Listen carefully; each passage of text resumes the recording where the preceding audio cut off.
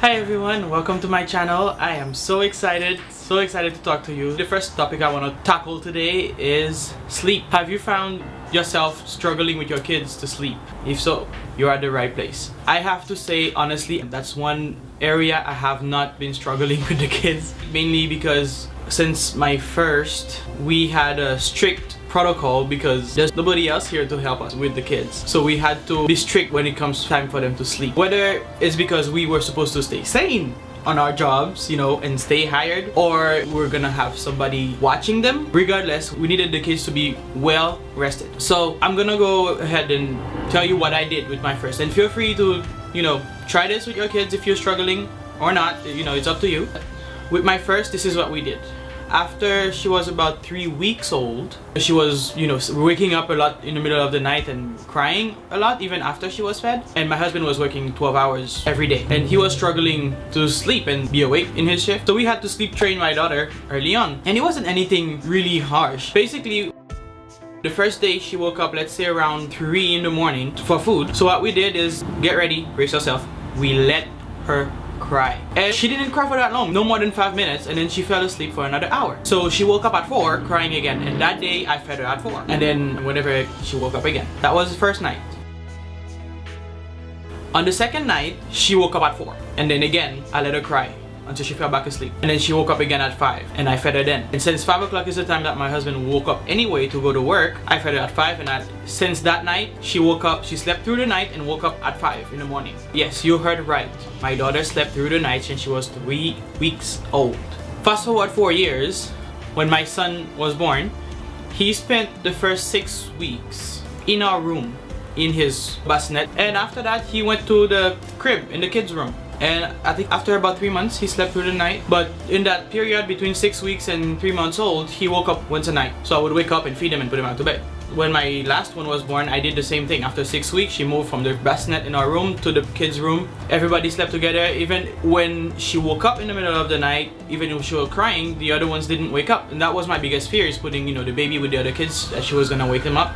She didn't. When they cry, the other ones keep sleeping. I wake up, I pick her up, I feed her, and I put her back to bed. End of story.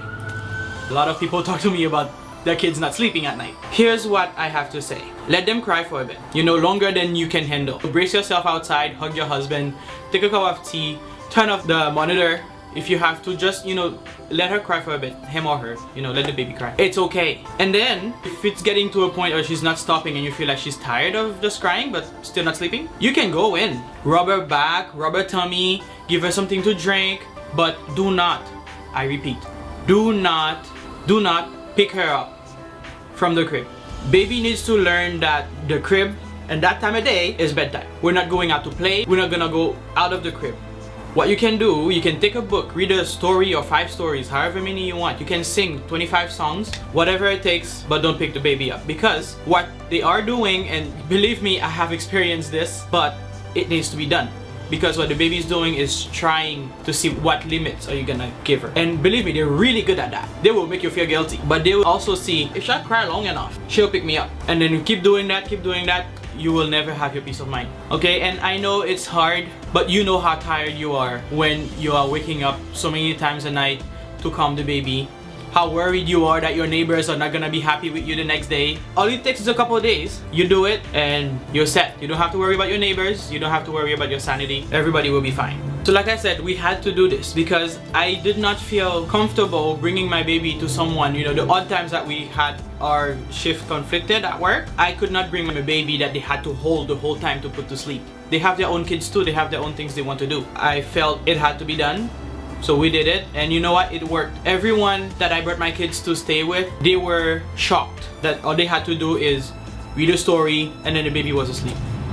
I'm gonna say the first year or year and a half, I have about the same routine. Bathe the baby, change the baby, feed, and then story or a song, and then prayer bedtime. We'll consistently keep it like this until about 1.5, 2 years old, when they're more aware. At around 1.5, 2 years old, I give a 5-minute warning. They don't know what 5 minutes is, but they just know. In 5 minutes, we're going dodo, or we're going to bed, or whatever language you use with the kids, that's what I use. Okay? And I will usually wait for like an acknowledgement from the kid that yes, okay, we're going to bed. Even though he doesn't know what he's acknowledging, but when it comes time to go to bed, eventually he gets the routine that when I say, okay, 5 minutes, then it's bedtime. And then when they get older, like now my daughter, let's say she's watching a show or, I don't know, playing video games, since she's 7 now, I give her a 30-minute warning. The reason being is, at that 30 minutes, if she's watching a show or something, she needs to turn off the TV, and then that's when all the kids go and clean up the living room, because like toys and books and everything all over the floor, pajamas, stories, and then bedtime, assuming that everything else is done ahead of time, right?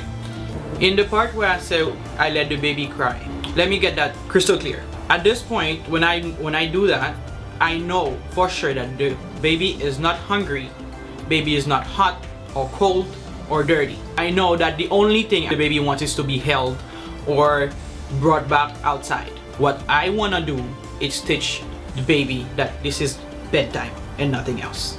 After I read the same story 5 times and sung the same song 527 times, I don't wait for the baby to actually fall asleep. The reason being, I want the kid to see me leaving the room, closing the door, and he sees me leaving. If he cries a little bit, I don't go back in right away. You know, sometimes it's just to test you. Are you gonna come back if I cry right now? Usually within 30 seconds, he'll fall back asleep.